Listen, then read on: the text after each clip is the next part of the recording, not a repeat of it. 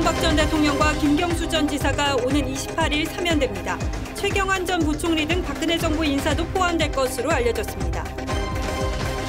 서희 공무원 피격 사건을 수사하는 검찰이 서훈 전 국가안보실장을 구속 기소했습니다. 이재명 대표 최측근 정진상 실장이 대장동 일당으로부터 뇌물을 받은 혐의 등으로 재판에 넘겨졌습니다. 남욱 변호사는 지난해 이 대표에 대한 로비 의혹을 부인한 것은 김만배 씨가 유서를 썼다고 말했기 때문이라고 주장했습니다. 화물연대가 파업 15일 만에 빈손 철회했습니다. 정부는 파업 전 제안했던 안전운임 3년 연장안도 재검토하겠다는 입장인데 민주당이 해당 안을 단독 처리해 불신을 남겼습니다. 정기국회 마지막 날인 오늘 내년도 예산안 처리는 결국 무산됐습니다. 민주당은 이상민 장관 해임 건의안이 먼저라는 입장을 굽히지 않았습니다. 하약 논란을 빚은 피상개 2마리가 동물원으로 옮겨졌습니다. 문재인 전 대통령 딸은 반려동물과 문 전 대통령이 그려진 달력 판매에 나섰습니다. 불법 사육장에서 반달곰이 탈출해 농장주 부부가 숨졌습니다. 이 농장에서는 지난해에도 곰이 탈출했습니다.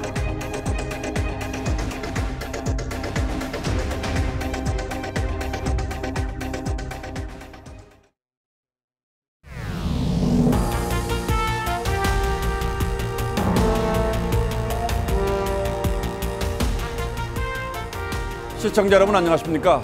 뉴스9의 신동욱입니다. 화물연대가 찬반 투표를 통해서 스스로 파업을 철회했습니다.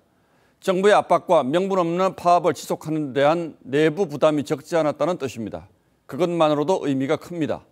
그 배경은 잠시 뒤에 자세히 분석해 드리기로 하고 먼저 저희 단독 보도로 금요일 뉴스9을 시작하겠습니다. 이명박 전 대통령이 오는 28일 0시를 기해 사면됩니다. 지난 2018년 3월 22일 구속된 이후 4년 9개월 6일 만에 사면입니다.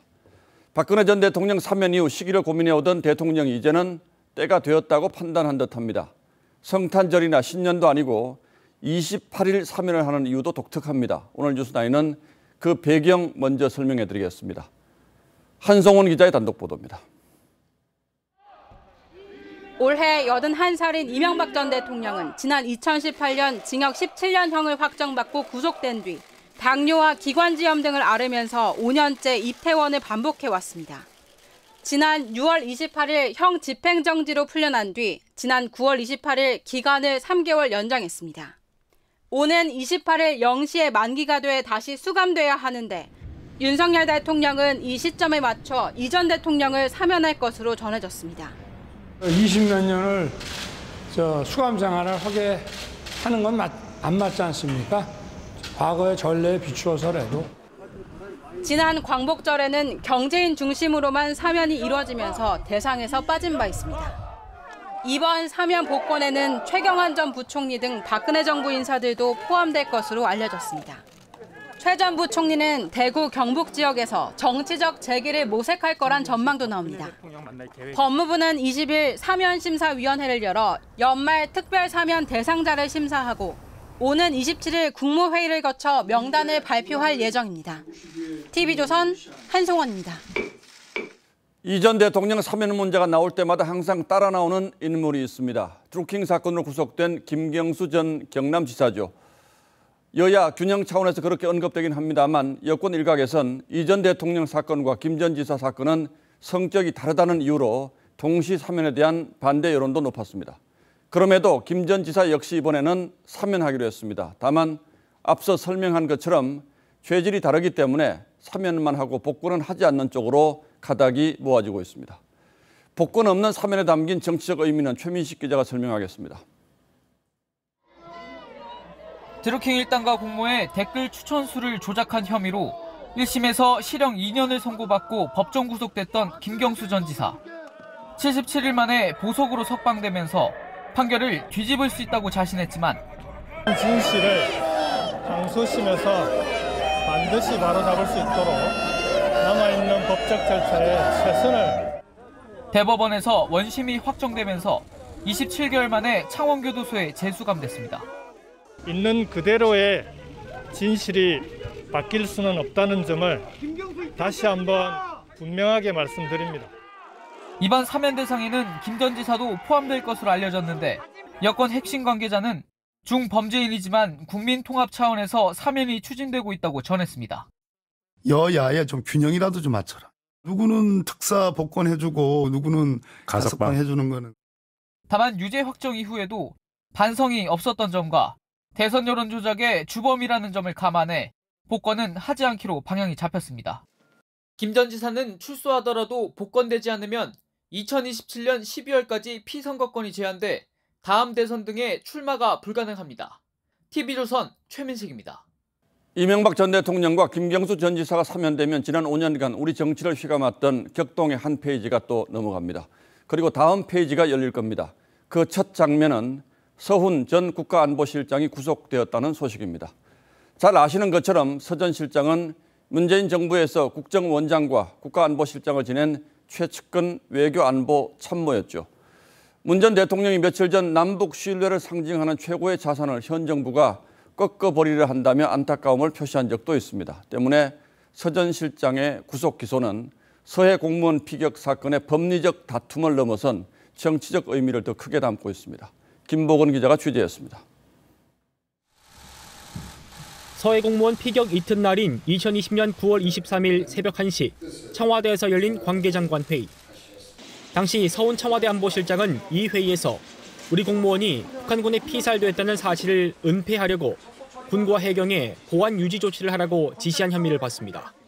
해경에는 실종 상태에서 수색 중인 것처럼 허위 보도자료를 배포하게 하고 국방부 등에도 허위 자료를 배부하도록 한 혐의도 있습니다.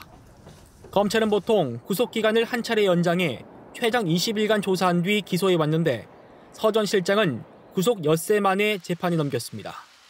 검찰 관계자는 구속영장 발부 혐의에 대해서는 기소를 할 만큼 수사가 충분히 이루어졌다고 설명했습니다. 반면 서 전 실장 측은 구속적 부심 석방을 우려한 당당하지 못한 처사라며 매우 유감이라고 비판했습니다. 재판에 넘겨진 서 전 실장은 구속적 부심 청구가 불가능해진 만큼 방어권 보장을 이유로 보석 청구를 할 것으로 보입니다. 검찰은 김홍희 전 해경청장도 허위 보도자료 작성 및 배포, 고인과 유족의 명예를 훼손한 혐의로 불구속 기소했습니다. 자료 삭제 혐의를 받는 서욱 전 국방장관은 기소 대상에서 빠졌습니다. TV조선 김보건입니다. 대장동 관련 수사도 이재명 대표를 향해 한 걸음 더 나갔습니다. 이 대표의 최측근 인물인 정진상 씨를 검찰이 구속 상태에서 기소했습니다. 뇌물 혐의 액수는 구속될 때보다 더 늘었습니다. 검찰이 정 전 실장과 이재명 대표를 정치적 동지 관계로 보는 만큼 여기서 멈출 가능성은 거의 없어 보입니다.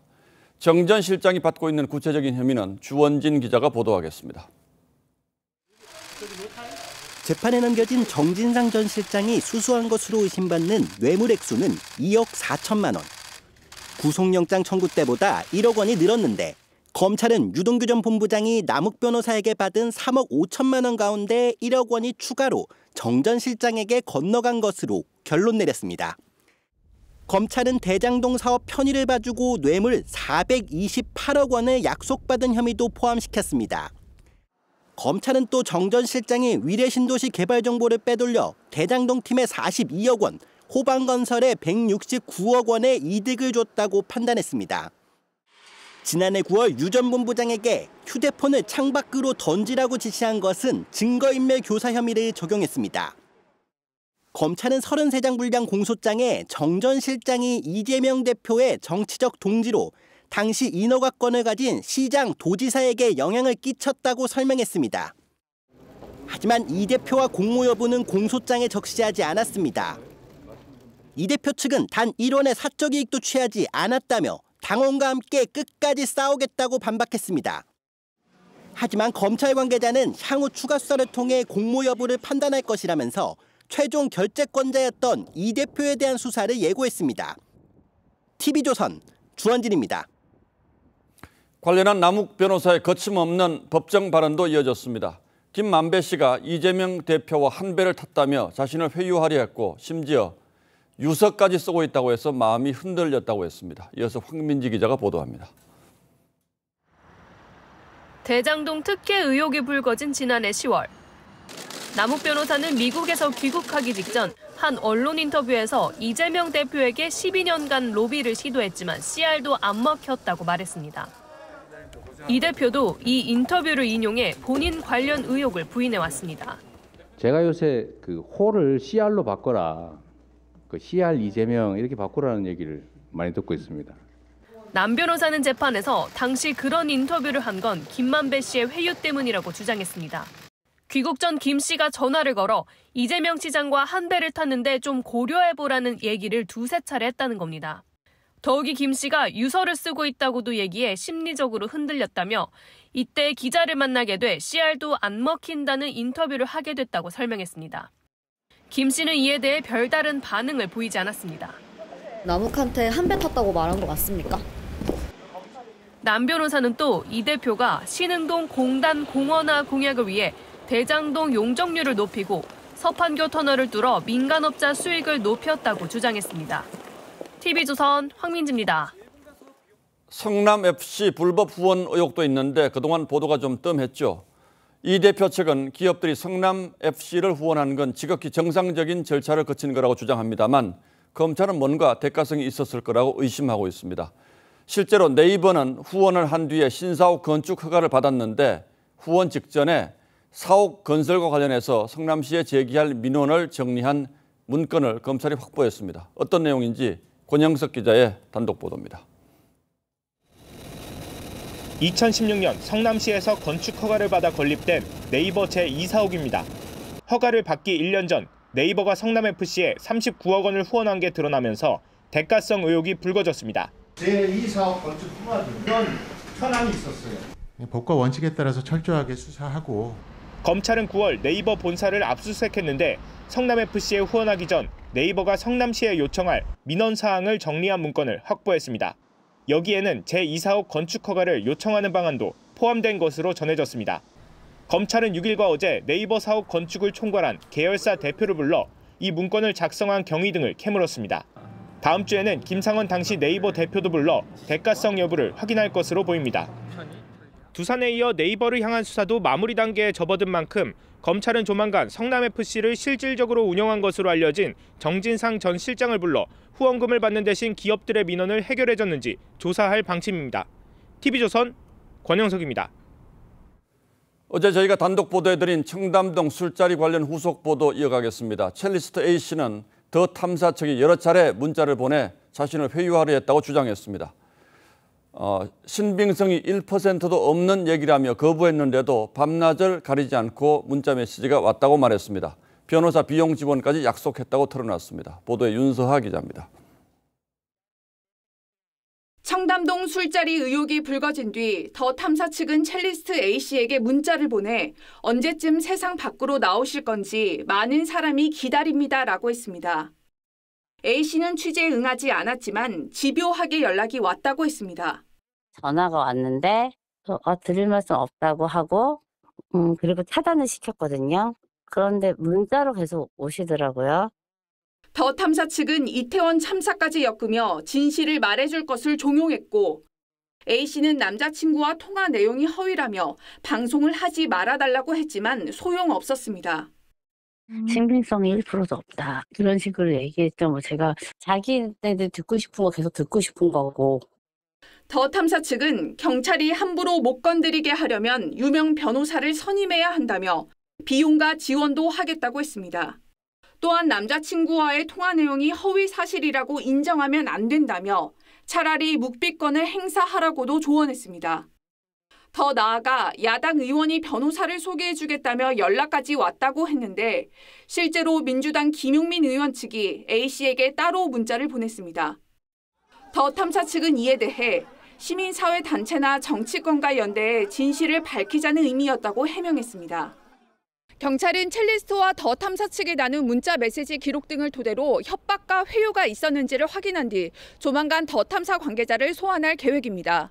TV조선 윤서아입니다. 이렇게 청담동 술자리 의혹이 사실상 근거 없는 가짜뉴스로 드러나면서 그동안 맹공세를 펼쳤던 민주당도 적잖이 난처하게 됐습니다. 김의겸 의원은 여전히 잘못이 없다고 주장하고 있어서 당이 또 다른 입장을 내기도 애매한 상황입니다. 가짜뉴스를 근거로 야당 지도부가 일제히 나서 대통령을 공격했다는 점에서 정치의 밑바닥을 보였다는 비판을 받아도 할 말 없게 됐습니다. 보도에 정민진 기자입니다. 어제 첼리스트의 육성 증언으로 청담동 술자리 의혹은 거짓말로 드러났지만 민주당은 오늘 최고위에서 언급조차 하지 않고 피해갔습니다. 얘기는 최고위원회에서 전혀 얘기 나온 게 없기 때문에. 당 차원의 사과나 입장 표명도 없었는데 김 의원의 포괄적인 유감 표명으로 꿰딸락됐다고 본다고 했습니다. 하지만 당내에서도 김의겸 대변인의 무리한 의혹 제기에 지도부가 사실관계 확인도 없이 판을 키운 책임은 져야 한다는 지적이 많습니다. 민주당은 김 대변인 폭로 직후 최고위원회의에서 첼리스트의 녹음 파일을 공개했고 한동훈 장관, 대형 로펌과 술자리 하지 않으셨습니까? 제2의 국정농단이라며 TF 구성까지 주장했습니다. 제2의 국정농단에 해당될 만큼 엄청난 사건이 아닐 수 없습니다. 반드시 TF를 구성해서 실체적 진실을 밝히는 것이 최소한 김의겸 대변인은 경질을 해야 한다는 요구가 쏟아지고 있지만 당 지도부는 이재명 대표가 가장 신뢰하는 대변인이라며 일축했습니다. 김 대변인도 사과를 거부한 바 있습니다. 그래서 사과를 하고 말고 할 문제가 아니라고 생각을 하고요. 여당은 민주당이 저질 가짜뉴스를 일상화하는 경박한 정당이 됐다고 비난했습니다. 김 대변인은 타인의 인격권을 말살하는 거짓말로 타인의 주목을 즐기는 가짜뉴스로 대통령을 공격하고도 사과조차 하지 않는 사람이 제1야당의 대변인이라는 건 해외 토픽감이라는 반응도 나왔습니다. TV조선 정민진입니다. 자, 이재명 대표 입장에서는 하루하루 상황이 악화하는 셈이고 민주당 입장에서는 이대로 가도 괜찮을까 하는 불안감이 커지고 있을 겁니다. 물이 끓기 시작했다는 표현도 나왔습니다. 엎친 데 덮친 격으로 이재명 대표의 입, 김의겸 대변인 문제도 앞서 보신 것처럼 민주당을 심란하게 만들고 있습니다. 그래서 오늘은 민주당을 취재하는 권은영 기자를 불렀습니다. 자, 권 기자 어서 오십시오. 고인지 실수인지는 잘 모르겠습니다만 이게 지금 한두 건이 아니잖아요. 일개 의원이면 또 모르겠습니다만 대변인 계속해도 되는지 민주당 내부에서는 어떻게 보고 있습니까? 당내에서도 이 비슷한 말들이 나오고 있는데요. 그런데도 이 경질이 안 되는 그 이유 바로 이재명 대표의 신뢰 때문입니다. 민주당 내부에서는 김 대변인이 이 대표의 방탄 요원이라고도 하는데요. 왜 그런지 먼저 들어보시죠. 이건 그냥 소설이 아니라 무협 소설이고 판타지 소설입니다. 유동규를 중심으로 한 몇몇 사람들의 진술에만 의존을 하고 있고 본인의 사정이 너무 급해서 정상적인 판단을 하기가 어렵다 이렇게 볼 수도 있겠는데 핵심 측근 2명이 지금 구속 기소가 됐는데 이 대표가 유감 표명조차도 안 하는 것도 같은 맥락으로 봐야 할까요? 네, 오히려 SNS를 통해서 이 대표는 자신감을 보였는데요. 예견된 일이었습니다. 법정에서 진실이 가려지고 무고함이 밝혀질 것으로 믿습니다. 네, 최측근인 정진상, 김용 이 두 사람이 아직까지는 이 대표에 대해서 입을 다물고 있기 때문이 아닌가 싶습니다. 최근 남욱 변호사가 대장동 몸통으로 이 대표를 지목을 하고 2014년 지방선거를 전후해서 이 대표 측에 금품을 전달했다고 진술한 만큼 이 검찰도 이 대표 쪽으로 수사의 칼끝을 점점 맞출 것으로 보입니다. 예, 정치가 이 대표를 그렇게 만들었는지 이 대표가 정치를 그렇게 만들고 있는지는 모르겠습니다만 참 이해하기 어렵군요. 당 의원들을 만나보면 실제로 뭐라고 합니까? 겉으로는 아직까지는 단일 대우를 유지하고 있습니다. 이 대표적인 친명계 최고위원들의 말들도 함께 들어보시죠. 서울중앙지검 공공수사 1, 2, 3부, 반부패 수사 1, 2, 3부가 통째로 야당 탄압에 올인하고 있는데 이재명 당대표의 정치 공동체로서 우리 모두 이재명 대표의 동지가 되어야 할 것입니다. 이 민주당이 12월 임시국회 소집을 요청한 것도 검찰 소환을 앞두고 핵인의 불체포 특권을 활용하려 하는 이 전략이다. 이런 해석도 나오고 있는데요. 하지만 이 적지 않은 친문 의원들은 저희와 만나서도 체포 동의안이 온다면 찬성할 수밖에 없을 것이라고 이야기를 하고 있습니다. 자, 그러나 총선이 다가오는데 이대로 체포 동의안 올 때까지 기다리고 있을 수는 없지 않겠습니까? 네, 이 비명계 의원들 그리고 중립 성향의 의원들을 중심으로 이 대표의 내년 손절을 주장하는 목소리까지 나오고 있습니다. 이재명 리스크에 임계점이 왔다. 공천권을 내려놓아라. 분당도 불가피하다는 공개 발언까지 나오는 상황이니 이 대표가 대표직에서 물러날 경우 어떻게 총선을 치러야 할지에 대한 구상들도 의원들 사이에서는 오가고 있습니다. 일각에서는 이낙연, 김부겸 전 총리를 거론하고 있는데요. 하지만 소위 개딸로 불리는 이 극성 지지층들이 이재명을 친 건 이낙연이다, 이런 카드 뉴스를 퍼나르고 있고요. 이 친이낙연계 의원들에게 문자 폭탄을 보내면서 반발을 하고 있기도 합니다. 예, 지금부터 내년 상반기까지가 민주당으로서는 매우 중요한 시기가 되겠군요. 예, 권은영 기자 잘 들었습니다.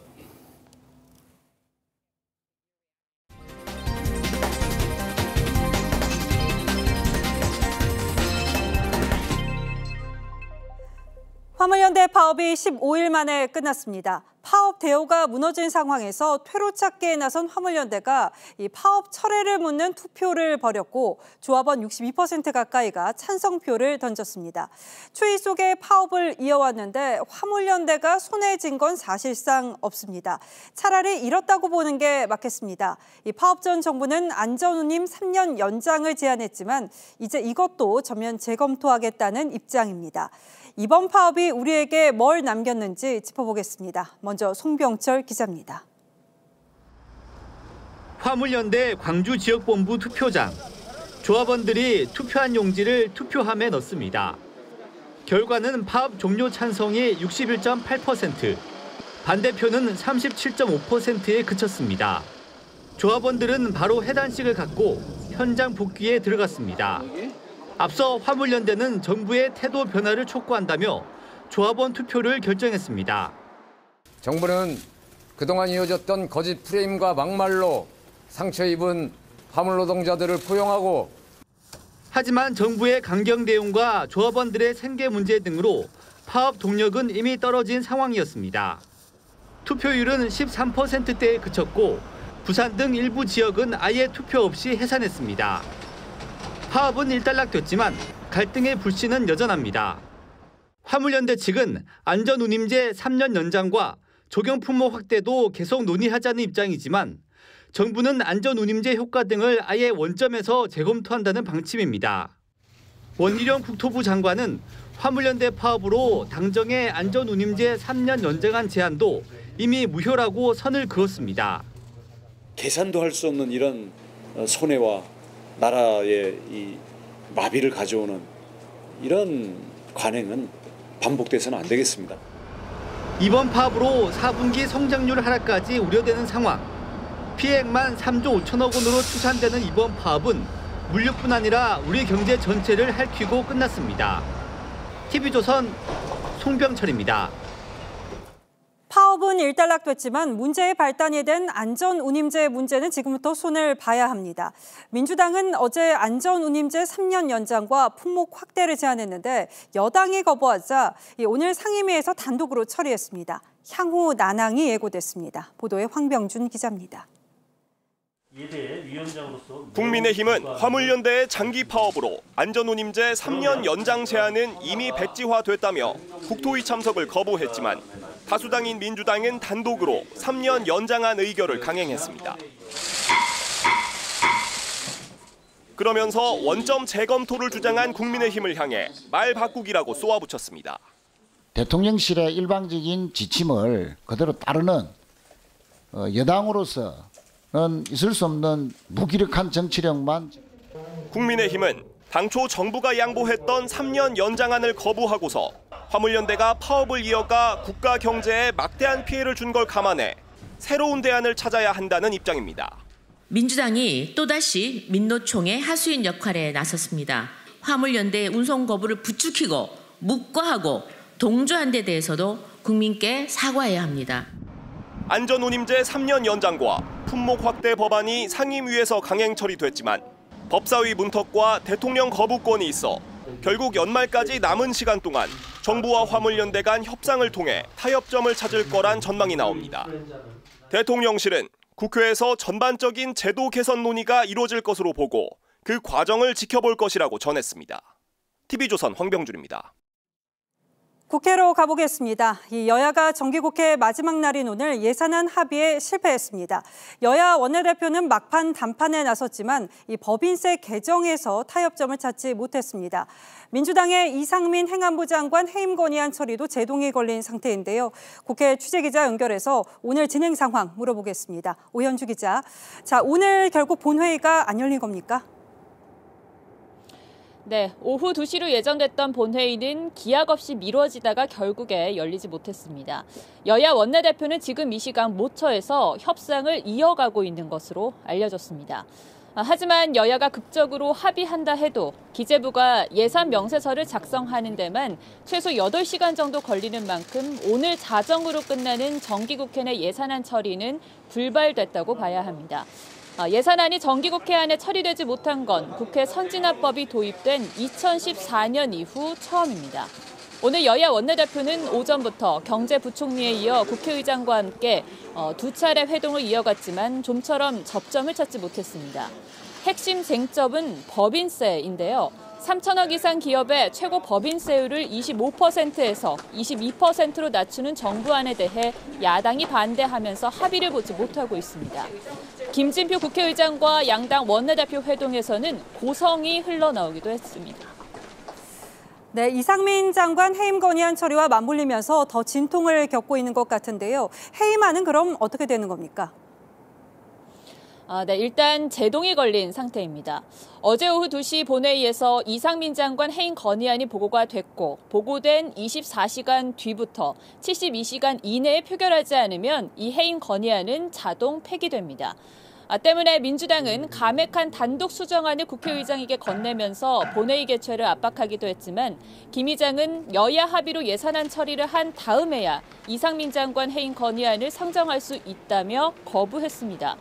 이에 따라 이 장관 해임 건의안이 자동 폐기되는 11일, 그러니까 일요일 오후 2시 전까지 여야의 줄다리기는 이어질 전망입니다. 지금까지 국회에서 TV조선 오현주입니다.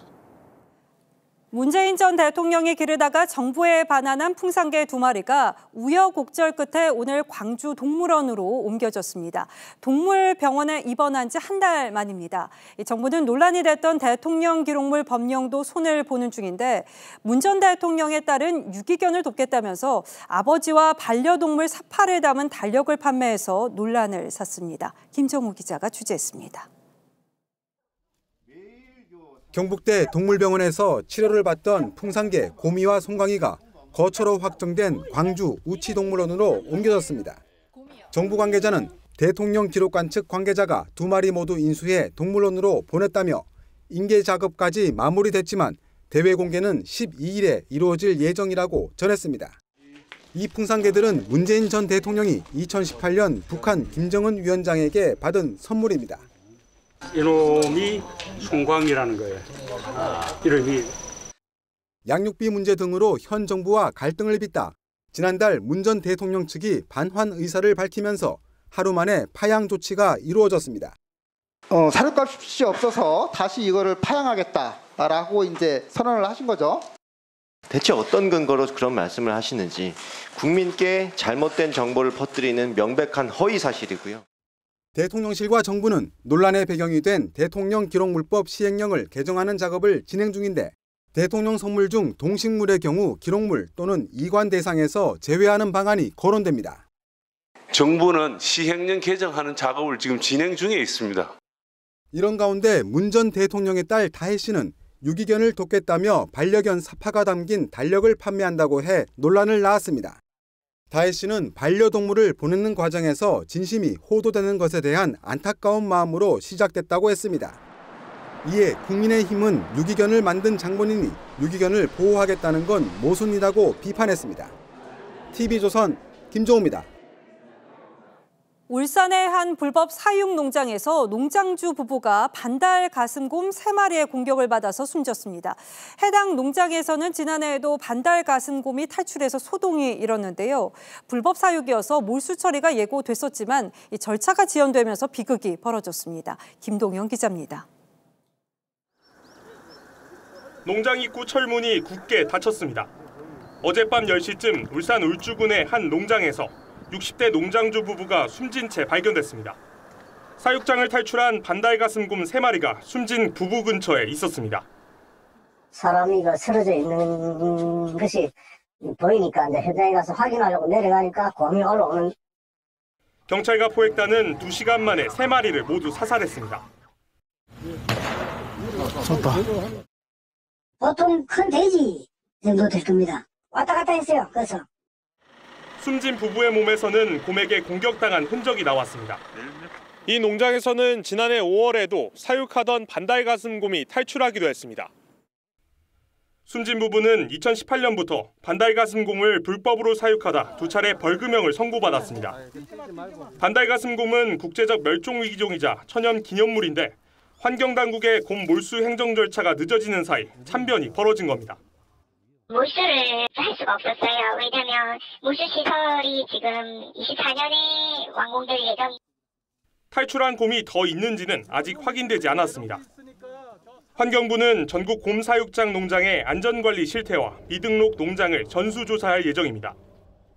TV조선 김동렬입니다. 입주를 앞두고 새 집을 보러 갔는데 건설 자재와 쓰레기가 굴러다닌다면 얼마나 황당할까요? 경기도의 한 신축 아파트에서 실제 이런 일이 벌어져서 입주 예정자들이 속을 태우고 있습니다. 김혜나 기자가 자세한 사정을 취재했습니다. 아파트 실내에 시멘트 자루와 상자들이 그대로 놓여 있습니다. 화장실, 욕조와 세면대는 제대로 설치조차 안 됐고 단지 내 도로엔 공사 자재와 쓰레기가 널브러져 있습니다. 지난 4일과 5일 입주 예정자들이 입주 날짜를 40여일 앞두고 방문한 당시 모습입니다. 2년간 기다린 새 집의 충격적인 모습에 입주 예정자들은 분통을 터뜨립니다.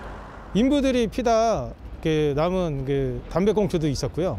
어느 세대는 인분도 있었다고 했습니다.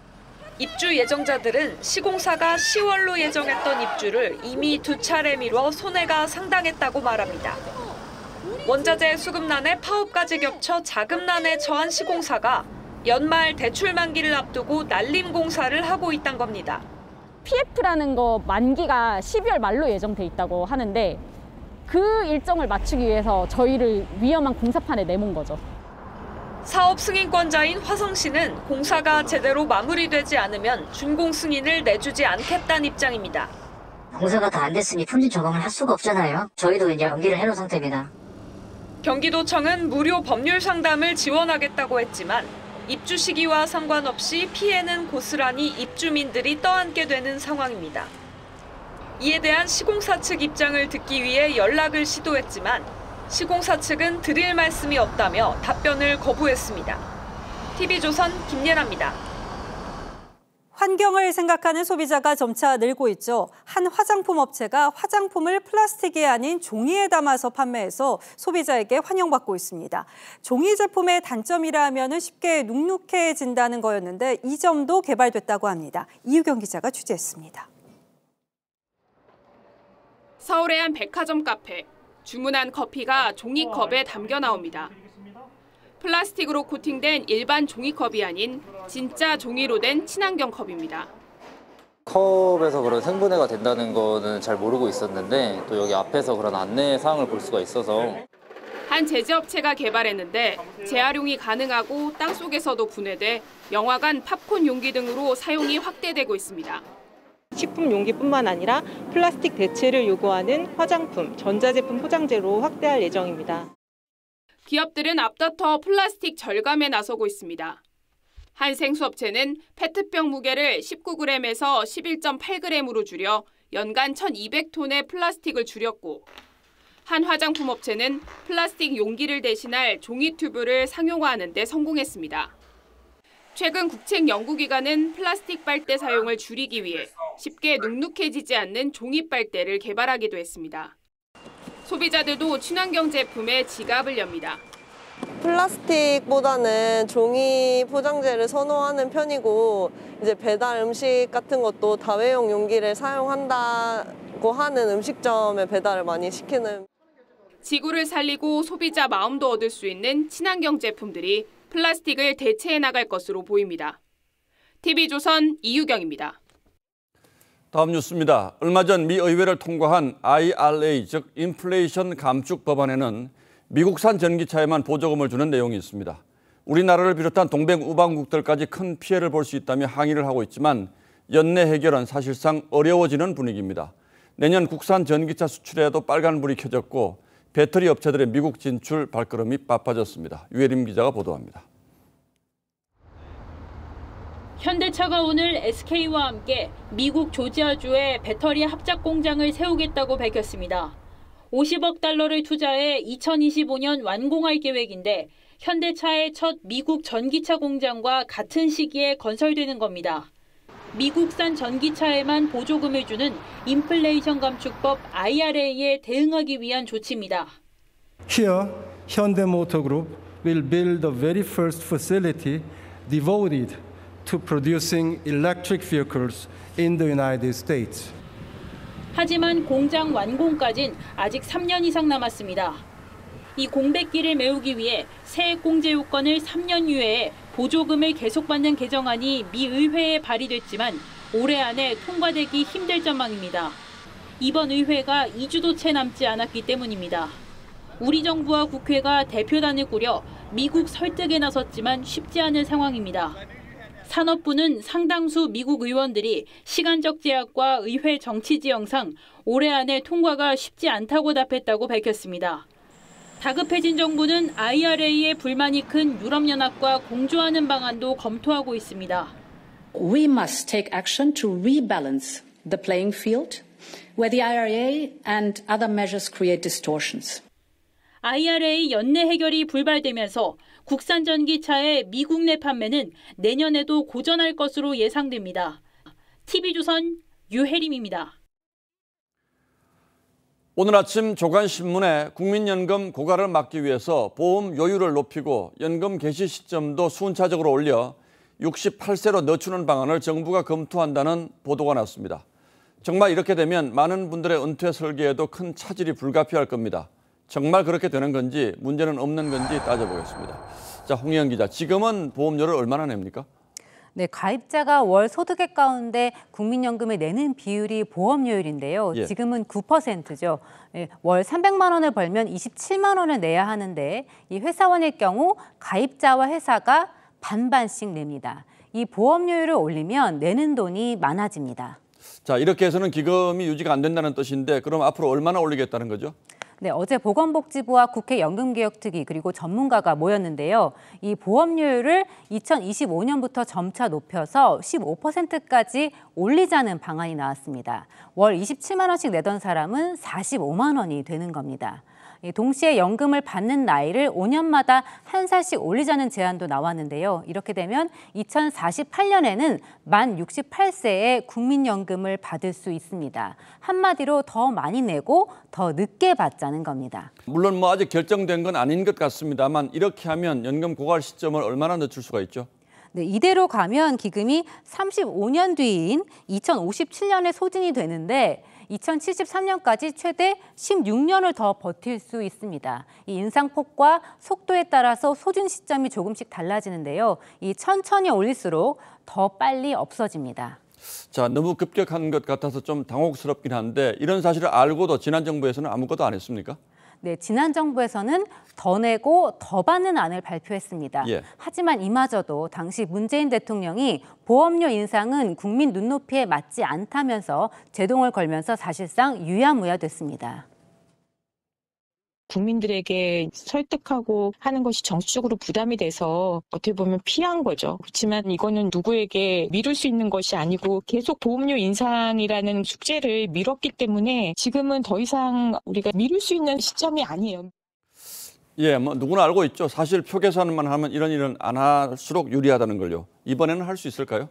네, 해외 사례를 보면요. 스웨덴은 여야가 함께 개혁안을 만들어서 국민을 설득했고 이 독일과 일본도 결국은 연금 개혁을 했습니다. 이 공통점은 사회적 합의를 이뤘다는 겁니다. 우리도 성공 사례가 아예 없는 건 아닙니다. 이 김대중 정부 때와 노무현 정부 때 받는 돈을 줄이고 받는 시기를 늦췄습니다. 또 박근혜 정부는 공무원 연금을 개혁했습니다. 어제 공청회 했다고 하는데 최종 개혁안은 그럼 언제쯤 나올까요? 네, 내년 3월까지 재정을 계산해서 10월쯤에는 국회에 정부안을 제출해야 합니다. 하지만 내후년 4월 총선을 앞둔 여야가 표심에 휘둘리면 또다시 흐지부지 될 거란 우려가 나옵니다. 예, 그러나 어차피 해야 하는 숙제라면 더 미루지 말고 정치적 유불리 빼고 여야가 한 마음으로 타협에 앞장서 주길 바라겠습니다. 자, 홍영 기자 잘 들었습니다.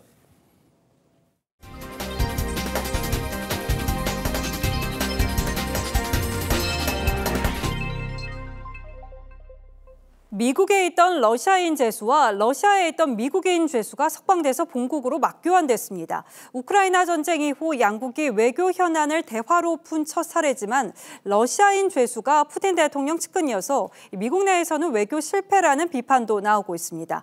변지영 기자가 좀 더 설명드리겠습니다. 한 여성이 미국행 비행기로 걸어가고 마주오던 남성은 러시아 보안요원과 포옹합니다. 미국과 러시아의 죄수가 맞교환되는 순간입니다. What's your mood? Happy. Well, are you ready for one flight? Yes. 올림픽 금메달 이관왕, 유명 농구 선수 그라이너가 다시 조국 땅을 밟았습니다. 러시아에 입국하다 마약 밀반입 혐의로 체포돼 9년형을 선고받은 지 10개월 만입니다. I don't want any American to sit wrongfully detained and one extra day if we can bring that person home. 맞바꾼 러시아 빅토르 부투는 죽음의 상인으로 불리는데 푸틴 대통령의 최측근으로도 알려졌습니다. 불법 무기를 분쟁 지역에 판 혐의로 2012년 미국에서 25년형을 선고받았습니다. Сказала, ну давай держись. Я говорю, так, все понятно, наверное, поменяли. Ужасный озноб, это сердцебиение. 극적인 상황이지만 두 사람의 범죄 혐의 경중이 다르다 보니 일각에선 이번 협상이 미국의 외교 실패란 주장이 나옵니다. The Iranian regime, the Taliban, Putin himself continue to take Americans hostage as we continue to make concessions. 미국은 간첩 혐의로 러시아에 수감 중인 폴 휠런도 함께 교환하려 했지만 실패했습니다. TV조선 변재영입니다. 이란 정부가 석 달 가까이 이어지고 있는 반정부 시위에 처음으로 사형을 집행했습니다. 선고를 내린 지 채 한 달도 되지 않은 시점이었는데 국제사회는 한 목소리로 이란 정부를 강력 규탄했습니다. 박상준 기자의 보도입니다. 한 남성이 머리를 숙인 채 선고를 기다립니다. 증인 신문을 마친 검사가 피고인의 혐의를 읽어내려갑니다. محاربه از طریق کشیدن سلاح به قصد جان مردم و ایجاد رعب و وحشت و سلب آزادی و امنیت مردم و منجر به ناامنی در آن محیط. 현지 시간 8일 이란 사법부가 시위 진압 요원을 다치게 한 혐의로 사형 선고를 받은 23살 모센 시카리에 대해 사형을 집행했다고 국영 언론이 밝혔습니다. 지난 9월부터 계속된 반정부 시위 관련자에 대한 첫 사형 집행입니다. 이례적으로 재판 과정을 공개했는데 공포심을 조성하고 시위 확산을 막으려는 의도로 풀이됩니다. 지금까지 최소 475명이 숨지고 18,000명이 구금된 것으로 알려졌지만 이란 정부는 전면 부인하고 있습니다. شلیک پلیس یا برخورد پلیس و یا نیروهای امنیتی کشته نشده. 인권단체들은 이란 정부의 반인도적인 만행을 비판했습니다. 가짜 증인을 내세워 가짜 재판을 했다며 최소 21명이 사형 집행을 앞두고 있다고 우려했습니다. 한국과 미국, 영국 등 9개국 외교장관도 공동 성명을 통해 폭력적인 탄압이라며 이란 정부를 강력히 규탄하고 이란 여성들과 연대하겠다는 뜻을 밝혔습니다. TV조선 박상준입니다. 올 시즌 프로야구를 뜨겁게 달궜던 각 포지션별 골든글로브 주인공이 결정됐습니다. 가장 치열했던 부문은 투수였는데요. 황금 장갑 주인공은 누가 됐을까요? 성민혁 기자가 축제의 장에 다녀왔습니다. 시속 160km의 파이어볼러. 키움의 안우진은 이번 시즌 삼진 224개를 잡았습니다. 평균 자책점도 2.11로 1위. 가을 야구에서도 맹활약하며 키움의 반란을 이끌었습니다. 성적으론 KBO 최고 투수였지만 상복은 없었습니다. 1구상에선 LG 고우석이 투수상을 받았고 최동원상에선 아예 후보에서 빠졌습니다. 내년 3월 월드 베이스볼 클래식에 참가할 50인 명단에서도 빠졌습니다. 고교 시절 학교폭력 전력이 발목을 잡았습니다. 하지만 오늘만큼은 시상대 위에서 환하게 웃었습니다. 앞으로 더 좋은 모습 보이고 좋은 선수가 될 수 있도록 노력 많이 하겠습니다. 은퇴하는 이대호도 지명타자상을 받으며 야구 인생의 대미를 장식했습니다.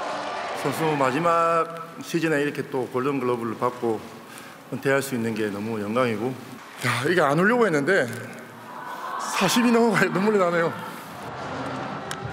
타격 5관왕 키움 이정우도 당당하게 시상대에 올랐습니다. 아버지와 함께 받은 황금장갑 트로피만 11개입니다. 여기 식장에 와 계시는 제 아버지 또 항상 저한테 있어서 동기부여가 되고 있는데 너무 감사하다고.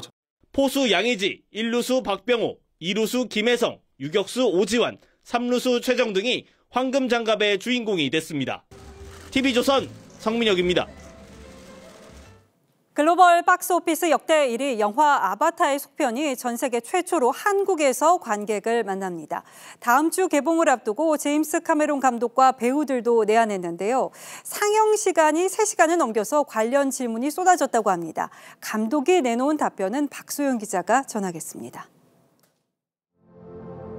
인간의 삶을 포기한 주인공의 가족이 새 터전을 찾아 바다로 가는 이야기. 아바타의 속편 물의 길은 바닷속을 배경으로 합니다. 여기에는 환경 문제에 관심이 많은 제임스 카메론 감독의 철학이 반영됐습니다. As a diver, as an explorer, I've spent thousands of hours underwater. I love the ocean. I love what it means to us. 바닷속 세상을 구현하기 위해 상당 시간을 물탱크 속에서 촬영했고, 배우들은 1년 넘게 잠수 훈련도 받았습니다. What I don't want to see your faces underwater doing, so you have to pretend that you're quite happy there and relax your mouth. That was, I think, the hardest thing. 2009년 전편 개봉 이후 13년 만의 속편. 3D 기술은 더 정교해졌고, 현실감을 극대화하기 위해 일부 씬에서는 초당 프레임 수를 2배 늘려 48프레임으로 촬영했습니다. 상영 시간만 장장 3시간 12분. 제임스 카메론은 좋은 영화는 길수록 좋다며 강한 자신감을 보였습니다. Heard anybody complain about getting more for the same price, except they do with movies. No, I mean, to put it in perspective, it's shorter than Titanic, and that worked out okay. 아바타 물의 길은 개봉을 5일 앞둔 오늘 예매율 60%를 넘어섰습니다. TV조선 박소영입니다.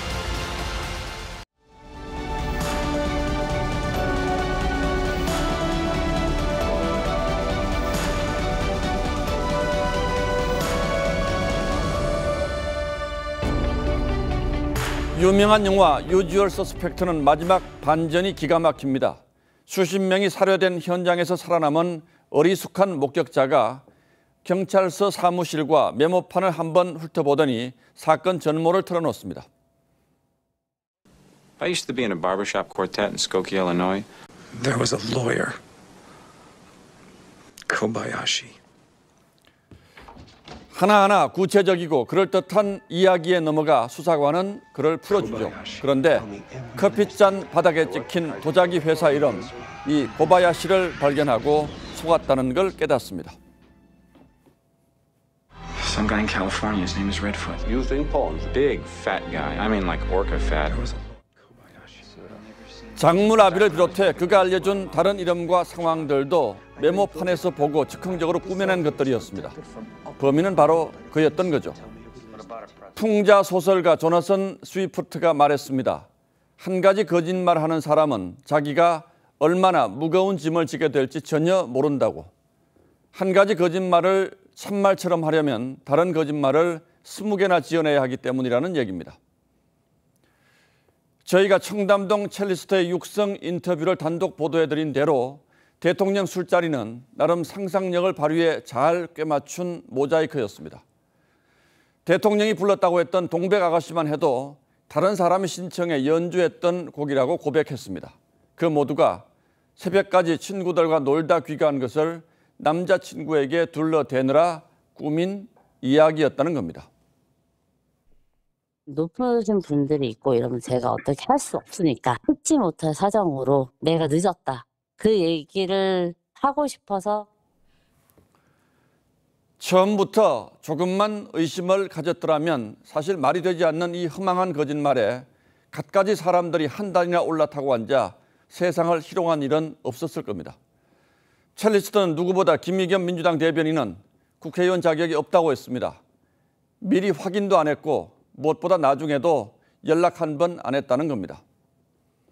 김 대변인은 한동훈 장관이 낸 손배소가 쓴소리, 불편한 소리를 틀어 막으려는 것이라고 했습니다.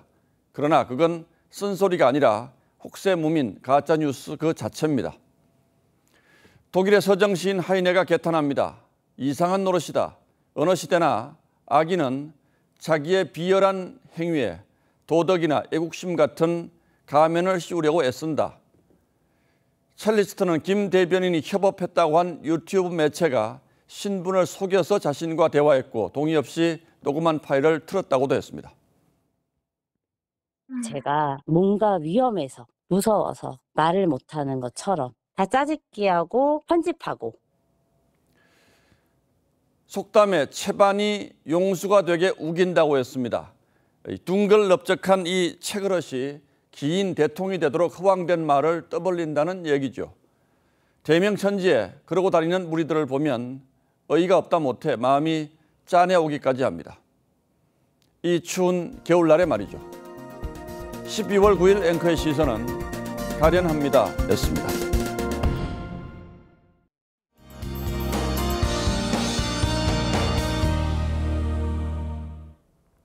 현재 서쪽 지역을 중심으로 초미세먼지가 나타나고 있습니다. 이 먼지는 내일까지 남아 있겠고요. 오늘 밤 사이에는 안개도 점차 짙어지겠습니다. 그래도 일요일에는 먼지가 모두 해소되면서 공기가 한결 나아지겠습니다. 대부분 지역 외출하기 무난하겠는데요. 다만 동해안 지역으로만 비나 눈이 내리겠습니다. 주말 동안 큰 추위도 없겠습니다. 내일 아침 기온은 서울이 영하 1도, 대구는 0도에서 출발하겠고요. 낮 최고 기온은 청주와 서울이 7도, 전주는 9도까지 오르겠습니다.